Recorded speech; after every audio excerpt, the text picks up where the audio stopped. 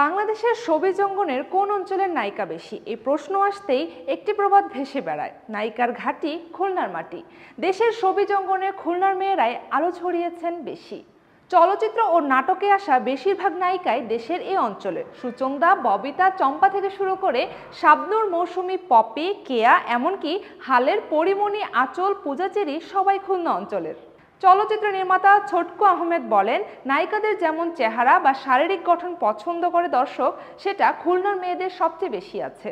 খুলনা থেকে আজ পর্যন্ত যত মেয়ে চলচ্চিত্রে এসেছে, অভিনয়ের প্রতিভার পাশাপাশি প্রত্যেকেই চেহারা সুন্দর। কেউ কেউ বিখ্যাত তার হাসির জন্য, কেউ কেউ চঞ্চলতায়।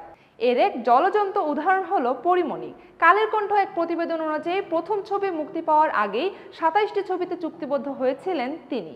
খুলনা থেকে আরও এসেছেন পপি, মৌসুমী, পূজাচেরি, আফসানা মিমি, জান্নাতুল ফেরদৌস পিয়া, পিয়া বিপাশা সহ আরও অনেকে। এদিকে অনুসন্ধান করে দেখা গেছে, খুলনার পর ঢাকার মেয়েরাই চলচ্চিত্র ও নাটকে বেশি এসেছে।